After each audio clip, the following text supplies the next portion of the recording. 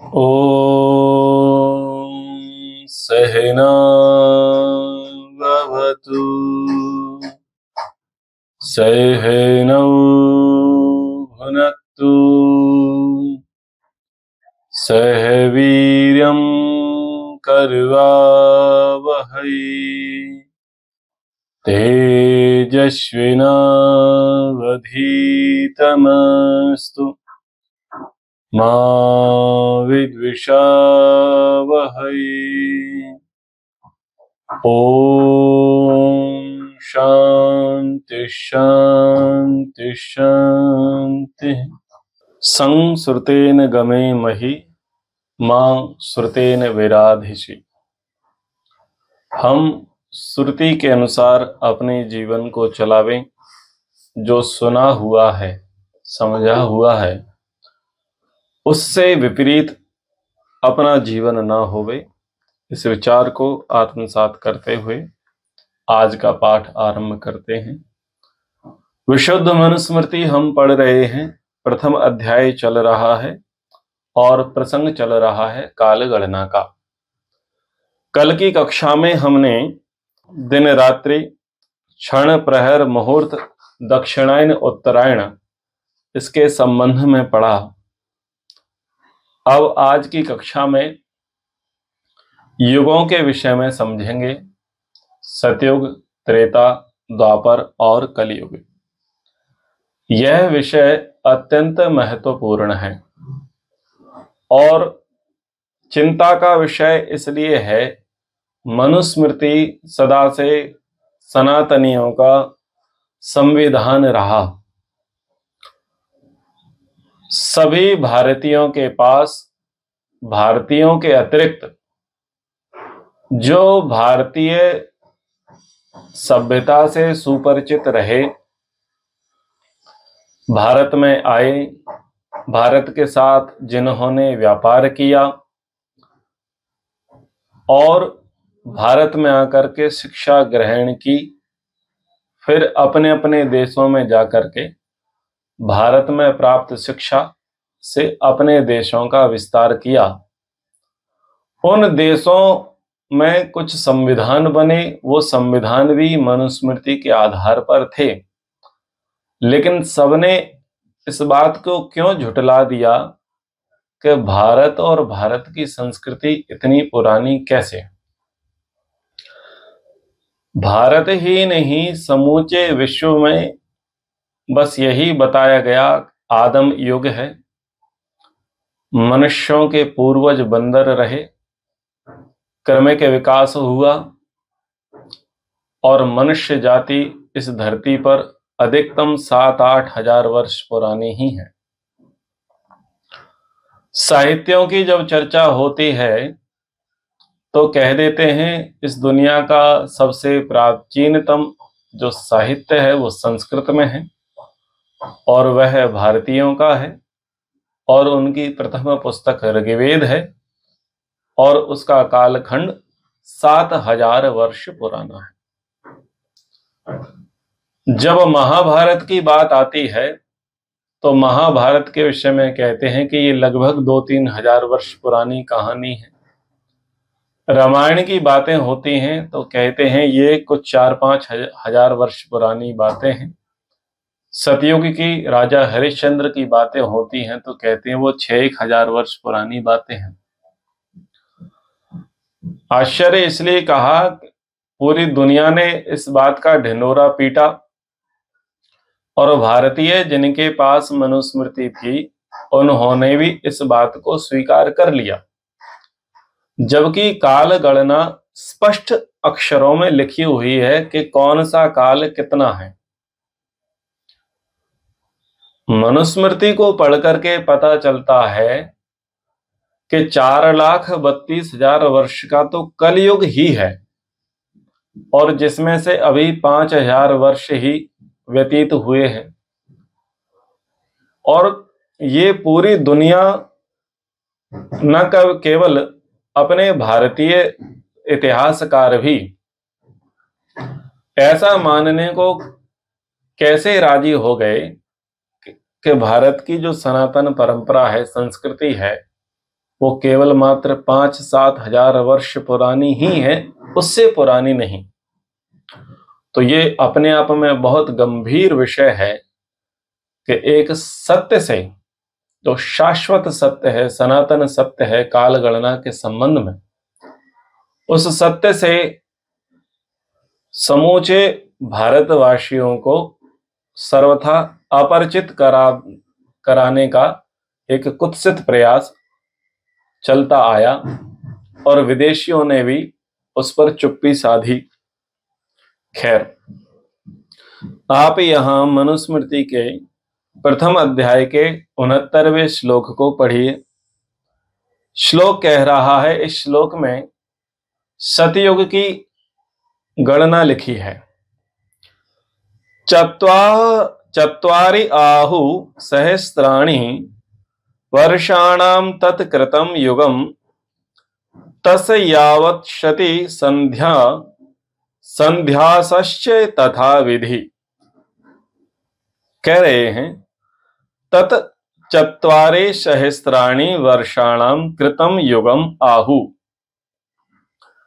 उन देवीय, जिनकी हम पिछले श्लोकों में चर्चा कर चुके, 4000 दिव्य वर्षों का एक सतयुग कहा। 4000 दिव्य वर्षों का। तो कृतयुग को सतयुग कहते हैं और सतयुग को ही कृतयुग कहते हैं। बहुत जगह पर कृतयुग का अर्थ लोग कलयुग लगा लेते हैं। कृतयुग का अर्थ सतयुग है। तस् इस सतयुग की यावत शती संध्या, जितने दिव्य 100 वर्ष की संध्या हुई, यानी 400 वर्ष की ये संध्या होती है, और तथा विधा उतनी वर्षों का, यानी 400 वर्षों का संध्यांश का समय होता है। तो किसी भी युग के पूर्व संधि काल को संध्या कहते हैं और उत्तर संधि काल को संध्यांश कहते हैं। यानी आरंभ का संधि काल है और जो अंत है उसको संध्यांश कहते हैं। तो ये जो कालखंड है ये 400 वर्षों का है। और ये जो 4000 वर्ष हैं ये दिव्य वर्ष हैं। तो 4000 दिव्य वर्ष और 400 + 400 ये दिव्य वर्ष संध्या और संध्यांश, तो टोटल मिलाकर के ये 4800 दिव्य वर्ष बने।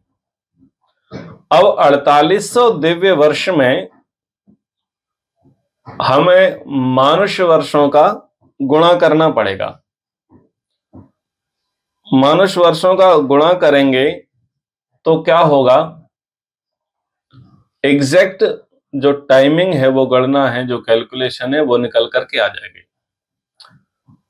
हमारा जो वर्ष होता है वो 360 दिन का होता है, 365 दिन का नहीं होता।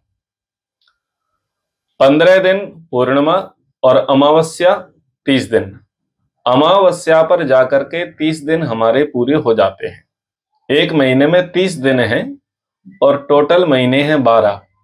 तो 12 गुणा 30 करेंगे तो 12 × 36, 360 दिन हमारे होते हैं। 365 नहीं, 364 नहीं, वो ग्रेगोरियन कैलेंडर से है, वो प्रमाणिक नहीं है।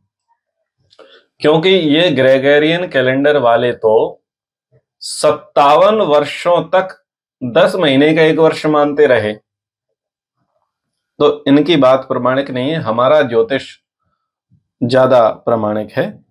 तो देखिए यहां पर अंक तालिका, ये जो इंडेक्स बना हुआ है कि 4000 दिव्य वर्ष हैं, फिर 400 संध्या वर्ष हैं, फिर 400 संध्यांश वर्ष हैं।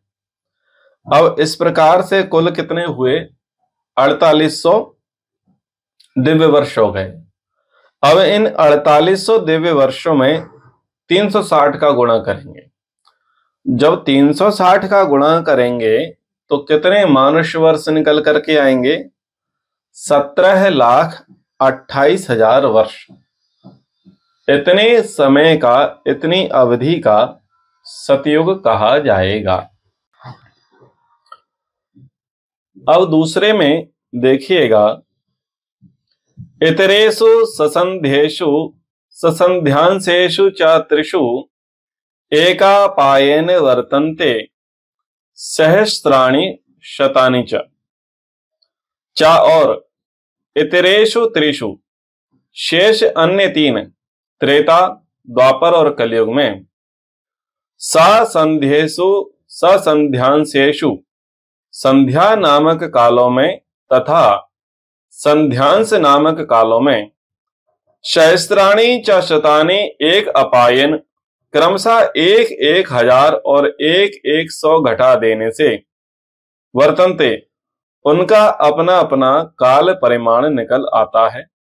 अर्थात 4800 दिव्य वर्षों का सतयुग होता है, उसकी संख्या में से एक सहस्त्र वर्ष और उसकी संध्या वर्ष 400 व संध्यांश वर्ष 400 में से एक एक सौ घटाने से 3000 दिव्य वर्ष, 300 संध्या वर्ष, 300 संध्यांश वर्ष यानी 3600 दिव्य वर्षों का त्रेता युग होता है। इसी प्रकार त्रेता के कालमान में से द्वापर के कालमान में से एक एक हजार 100 घटाने पर एक एक हजार और 100 वर्ष दिव्य वर्षों का द्वापर और फिर कलयुग हो जाएगा, यानी क्रमशः घटाना पड़ेगा। 4000 दिव्य वर्षों का सतयुग था, त्रेता 3000 का, द्वापर 2000 का और सतयुग कलयुग 1000 का। फिर जैसे उनके संध्यांश थे, संध्या वर्ष थे, तो वो 400 थे सतयुग के, त्रेता के होंगे 300, द्वापर के होंगे 200 और कलयुग के होंगे 100। तो यहां ये देखिए नीचे एक सारणी बनी हुई है, उस सारणी में ये सारा स्पष्ट कराया गया है। कुल दिव्य वर्ष सतयुग के हुए 4800, उसका 360 में गुणा किया तो 17,28,000 का सतयुग का समय निकल करके आ गया। त्रेता का कुल दिव्य वर्ष हुए 3600, उसमें 360 यानी मानुष वर्ष का गुणा किया गया तो 12,96,000 का त्रेता युग निकल करके आया। 2400 का कालखंड है द्वापर का, उसमें 360 मानुष वर्षों का गुणा किया तो 8,64,000 द्वापर का समय निकल के आया। और इसी प्रकार से 1200 दिव्य वर्ष कलयुग के होते हैं, उसमें 360 मनुष्य वर्ष का गुणा किया तो टोटल निकल करके आता है 4,32,000 वर्ष। तो कलयुग की जो अवधि है वो 4,32,000 है, द्वापर की 8,64,000 है, त्रेता की 12,96,000 है और सतयुग की 17,28,000 है। इन चारों युगों को मिलाकर के एक चतुर्युगी बनती है और एक मनवंतर में 71 चतुर्युगियां होती हैं। ठीक है, ऐसे टोटल 14 मनवंतर हैं। तो इस एक चतुर्युगी में कितना समय लगता है? 43,20,000 वर्ष की एक चतुर्युगी होती है। ठीक है, तो ये बातें यहां पर कही हैं। अब आगे कहा श्लोक संख्या 71 में, देव युग का परिमाण यद एतद परिसंख्यातम आदौ एव चतुर्युगम एतद द्वासहस्रम देवानाम युगम उच्यते। यद एतद जो यह आदौ पहले यानी 69वें और 70वें श्लोक में चतुर्युगम चारों युगों का परिसंख्यातम काल परिमाण गिनाया है। एतद यह 12,000 12,000 दिव्य वर्षों का काल मनुष्यों का एक चतुर्युगी का काल होता है। देवानाम देवताओं का युगम एक युग उसको कहते हैं। तो 12,000 दिव्य वर्षों का जो काल है वो मनुष्यों की एक चतुर्युगी होगी और देवताओं का उसे एक युग कहा जाएगा। तो देखिए यहां पर अनुशीलन में लिखा है 12,000 दिव्य वर्षों की एक चतुर्युगी होती है, उसे मानुष वर्षों में बदलने के लिए 360 से गुणा करने पर 43,20,000 वर्ष ये निकल करके आ जाएंगे। आगे सृष्टि उत्पत्ति प्रसंग में महर्षि दयानंद जी ने ऋग्वेदादि भाष्य भूमिका में ये सारा लिखा है गणना, उसको भी हम अभी पढ़ेंगे। इन श्लोकों को पूरा कर लेते हैं। दैविकानाम युगानाम तो सहस्त्रम परिसंख्यया ब्राह्म एकम अहम यज्ञेय तावतिम रात्रिम एव च। दैविकानाम युगानाम तो देव युगों को सहस्त्रम परिसंख्यया 1000 से गुणा करने पर जो काल परिमाण निकलता है, जैसे 4 मानुष युगों के दिव्य वर्ष 12,000 होते हैं, उनको 1000 से गुणा करने पर कितना हो रहा है? 1,20,00,000 हो रहा है। दिव्य वर्षों का ब्राह्मण परमात्मा का एक दिन और तावतिम रात्रिम उतनी ही दिव्य वर्षों की रात्रि होती है। तो अब इसको कैलकुलेशन करेंगे तो 4,32 वर्ष का कालखंड निकलेगा।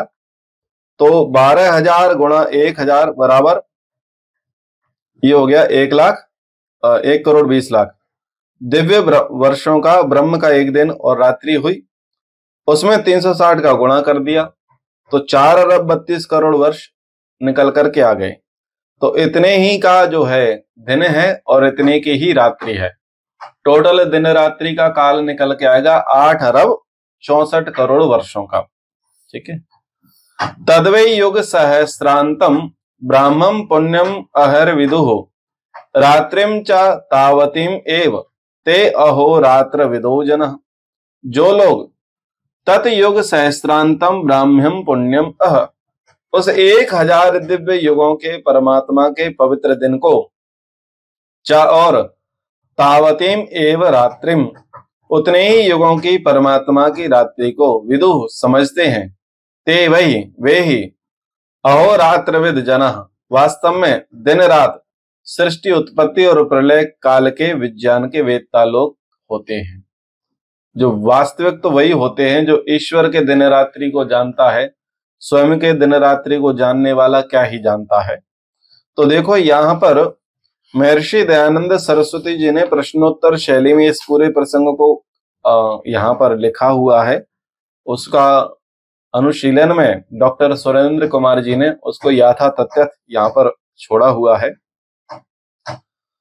तो वो लिख रहे हैं कि महर्षि दयानंद ने ऋग्वेदादि भाष्य भूमिका में महर्षि मनु के जो मनुस्मृति ग्रंथ है उसके प्रथम अध्याय के 68वें श्लोक से लेकर के 73वें श्लोक को उद्धृत करके वेदोत्पत्ति काल के प्रसंग में काल गणना को निम्न प्रकार प्रस्तुत किया है। यह काल गणना विक्रम संवत 1933 और ईस्वी सन 1876 के अनुसार है, यानी स्वामी दयानंद जी के काल के अनुसार है। तो वहां पर जो प्रश्नोत्तरी की है उसको हम पढ़ लेते हैं, स्वाध्याय के लिए अच्छी है। प्रश्न किया है वेदों की उत्पत्ति में कितने वर्ष हो गए हैं? तो उत्तर दिया है 1,96,52,976 अर्थात फिर ये लिख दिया है वर्ष वेदों की और जगत की उत्पत्ति में हो गए हैं और यह संवत 77वां वर्त रहा है। ठीक है, उस समय 77 वाला संवत्सर चल रहा था। ठीक है, तो यह कैसे निश्चय हो कि इतने ही वर्ष वेद और जगत की उत्पत्ति में बीत गए? किसी ने प्रश्न किया वेद की उत्पत्ति में कितना समय हो गया? उन्होंने कहा 1,96,00,000 वर्ष हो गया। तो फिर पूर्व पक्षी ने प्रश्न किया कि कैसे माने, आपका कैलकुलेशन परफेक्ट है। तो स्वामी जी कह रहे हैं कि यह जो वर्तमान सृष्टि है इसमें 7वें वैवस्वत मनु का वर्तमान है, यानी वर्तमान जो सृष्टि है इसमें जो वर्तमान समय चल रहा है वह वैवस्वत मनु का मनवंतर चल रहा है। इससे पूर्व 6 मनवंतर हो चुके हैं। सबसे पहला मनवंतर हुआ स्वयंभुव, फिर दूसरा था स्वारोचिस, फिर तीसरा था औत्तमी, चौथा था तामस, पांचवा था रैवत, छठवां था चाक्षुष। ये 6 बीत चुके। और सातवां है वैवस्वत। और सावर्णी, बृहद सावर्णी, सावर्णी ऐसे करके अन्य शेष 7 और बाकी हैं। ये सब मिलकर के 14 मनवंतर होते हैं और 71 चतुर्युगियों का नाम मनवंतर धरा गया है। जो 71 चतुर्युगियों की कालावधि है उसका नाम मनवंतर रखा है। इस काल गणना के नाम है सतयुग, त्रेता, द्वापर, कलयुग। ये काल गणना के नाम है।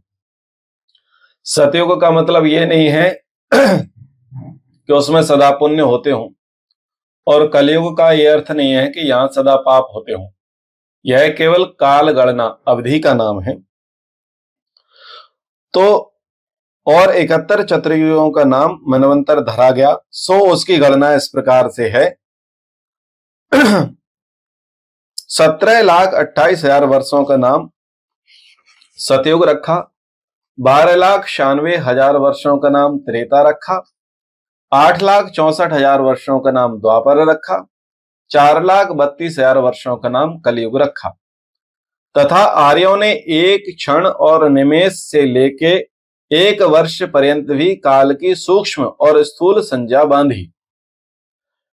काल गणना का जो सबसे सूक्ष्म इकाई है उसको कहते हैं निमेष। तो निमेष से लेकर के ब्रह्म दिन तक, यानी बड़ी से बड़ी काल गणना मनुष्यों ने कर ली। और किन मनुष्यों ने की? भारतीय मनुष्यों ने की, भारतीय ऋषि मनीषियों ने की। काल की बहुत सबसे सूक्ष्म इकाई और काल की सबसे बड़ी जो गणना है वहां तक की गणना ऋषियों ने कर ली। अब हमको बीच में ये गाना गाते रहे कि जब जीरो दिया मेरे भारत ने, या ये कहा कि दुनिया में गिनती नहीं थी, सारी बातें थी ना। तो देखो हमारे यहाँ गिनतियां इतनी है कि लोगों को उंगलियों पर गिनने पड़ जाए अथवा कैलकुलेटर निकालना पड़ जाए। 4 अरब 32 करोड़ वर्ष टाइप करने के लिए, उसको काउंट करने के लिए कैलकुलेटर की आवश्यकता पड़ जाए। तो इतना विचित्र हमारे यहाँ काल गणितज्ञ रहे थे। और इन चारों युगों के 43,20,000 वर्ष होते हैं जिनका चतुर्युगी नाम है। 71 चतुर्युगियों के अर्थात 30,67,20,000 वर्षों का एक मनवंतर संज्ञा है। और ऐसे ऐसे 6 मनवंतर मिलके 1,84,03,20,000 वर्ष हुए हैं। 7वें मनवंतर के भोग चुके हैं। 28वीं चतुर्युगी चल रही है। इस चतुर्युगी में कलयुग के 4,976 वर्ष भोग चुके हैं। आज 5,200 वर्ष हो गए, लगभग 5,000 वर्ष पूरे हो गए हैं।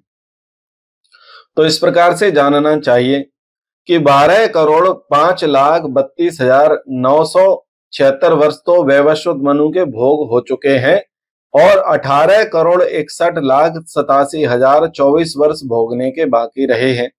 इनमें से यह वर्तमान वर्ष 77वां है, जिसको आर्य लोग विक्रम का 1933वां संवत कहते हैं। और ये 1933वें संवत की बात है। आज 2080 चल रहा है संवत। तो जो पूर्व चतुर्युगी लिखाए हैं उन 1000 चतुर्युगियों की ब्रह्म दिन संज्ञा रखी और उतने ही चतुर्युगियों की रात्रि संज्ञा जाननी चाहिए। जो सृष्टि की उत्पत्ति करके 1000 चतुर्युगी पर्यंत ईश्वर इसको बना रखता, इसी का नाम ब्रह्म दिन रखा। और 1000 चतुर्युगी पर्यंत सृष्टि को मृटा के प्रलय अर्थात कारण में लीन रखता है, उसका नाम ब्रह्म रात्रि रखा। अर्थात सृष्टि के वर्तमान होने का नाम दिन और प्रलय होने का नाम रात्रि। यह जो वर्तमान ब्रह्म दिन है इसके 1,96,08,52,976 वर्ष इस सृष्टि के तथा वेदों की उत्पत्ति में व्यतीत हुए हैं और 2,33,32,27,024 वर्ष इस सृष्टि को भोग करने के बाकी है।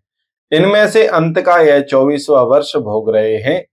आगे आने वाले भोग के वर्षों में से एक एक वर्ष घटाते जाना और गत वर्ष में क्रम से एक एक वर्ष मिलाते जाना चाहिए, जैसे आज पर्यंत घटाते बढ़ाते आए हैं। तो इस प्रकार से काल गणना करते आएंगे तो हो जाएगा। अब एक मनवंतर में 71 चतुर्युगियां, ठीक है। 71 चतुर्युगी मतलब एक मनवंतर में 71 टाइम्स सतयुग आएगा, उतने ही टाइम द्वापर आएगा, उतनी ही बार त्रेता आएगा, उतनी ही बार कलयुग आएगा। तो अभी जो हमारा कलयुग चल रहा है 28वां कलयुग, अष्टाविंशतितमे कलियुगे कली प्रथम चरणे, संकल्प पाठ में हम पढ़ते हैं वैवस्वत मनवंतरे। तो आप क्या करो, 71 मल्टीप्लाई 6, 71 गुणा 6 करो, तो ये निकल आएंगे पिछले 6 मनवंतरों के युग, और उसमें प्लस कर देंगे 28, तो लगभग 454 के आसपास त्रेता द्वापर सतयुग अभी तक बीत चुके। इतना कुछ कैलकुलेशन निकल करके आएगा। अभी हमारा ये 454वां कलयुग चल रहा है। अब लोग कहते हैं कि घोर प्रलय, घोर कलयुग आएगा तब प्रलय होगा। कभी घोर कलयुग नहीं आता, ऐसे घोर कलयुग तो आकर के चले गए। भोले मानस जो इतिहास को कम जानते हैं, भूगोल को कम जानते हैं, वो ये मानते हैं कि जब पापों की चरम सीमा होगी तब सृष्टि प्रलय होगा। भला इससे बड़ा क्या पाप होगा जब पति के सामने पत्नी का बलात्कार हो, पुत्र के सामने मां का बलात्कार हो, और पुत्र का मांस पिता के मुंह में ठूंसा जाए। इससे बड़ा कलयुग क्या हो सकता है। ये सब दुर्दांत दिन हमने पिछले 700 वर्षों में देखे हैं। इतनी भयावह स्थिति हमने देखी है।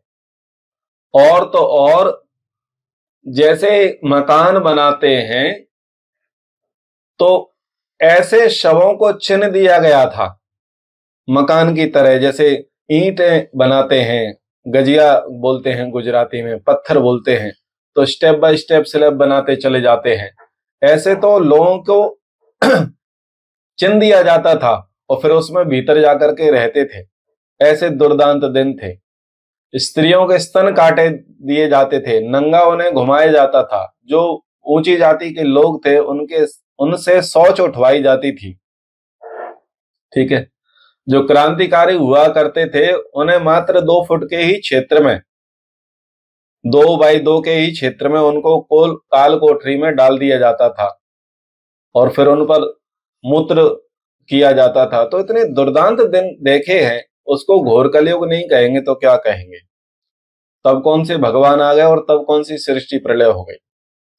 तो इन मूर्खताओं में ना पड़े। कोई प्रलय वरलय नहीं होने वाला है आपके कहने से और आपकी प्रार्थनाएं करने से। प्रलय तो तब ही होगा जब समय आएगा, समय से पहले कुछ नहीं होगा। अभी पर्याप्त समय बाकी है। संकल्प पाठ में सब बोलते हैं द्वितीय प्रहरार्धे। देसी भाषा में कहूं तो 2 पहर में। अब ब्रह्म का दिन है 4 अरब 32 करोड़ वर्ष का, हमारा दिन है 12 घंटे का। अभी 11:34 हो रहे हैं, यानी 2 पहर से भी कम है। अब 4 अरब 32 करोड़ वर्ष का तुम आधा करो, 2 का भाग दो, और प्रेजेंट में हमारा काल गणना चल रही है 1 अरब 96 करोड़ 8,53,124। तो 4 अरब 32 करोड़ वर्ष से तो आधा हुआ। 4 अरब का 2 अरब 32 का 16, 2 अरब 16 करोड़ वर्ष होंगे तो दिन के 12 बजेंगे। जैसे हमारे दिन के 12 बजने पर आधा दिन गया, ऐसे ही ब्रह्म का आधा दिन गया। जैसे हमारी घड़ी में 4:34-35 हो रहे, 11:34-35 हो रहे हैं, बस ऐसे ही अभी दोपहर से भी कम समय निकला है। अभी दोपहर भी पूरा नहीं हुआ, द्वितीय प्रहरार्ध है। तो विचार करना चाहिए, अभी तो बहुत दूर है।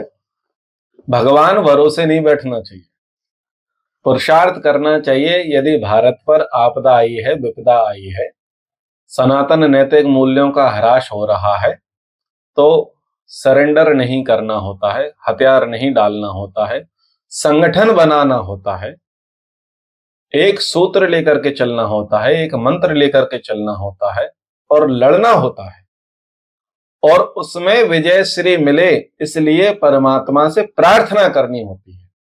ना कि ये करना होता है कि अब तो हम तुम्हारे हवाले हैं और तुम्हारे दरवाजे पर पड़े हैं, तुम धरती को फाड़ करके आना, चाहे मूर्ति को फाड़ करके आना और चाहे तुम किसी के रूप में आना और हमें बचा लेना।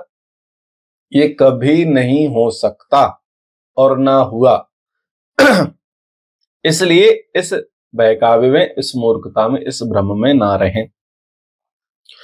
तो अब यहां पर ये अंतिम प्रसंग और हम पढ़ लेते हैं। तस्य सो अहर निशस्यांते प्रसुप्तः प्रतिबुध्यते प्रतिबुद्धश्च सृजति मनः सद सदात्मकम। सह प्रसुप्तः, वह प्रलय अवस्था में सोया हुआ सा परमात्मा, तस्य अहर निशस्य अंते, दिन उस दिन रात के बाद, प्रतिबुद्धते जागता है, सृष्टि उत्पत्ति में प्रवृत्त होता है, चा और प्रतिबुद्ध जागकर सद असद आत्मकम, जो कारण रूप में विद्यमान रहे और जो विकारी अंश से कार्य रूप में अविद्यमान रहे, ऐसे स्वभाव वाले मनः महत नामक प्रकृति के आद्य कार्य तत्व की सृजति सृष्टि करता है।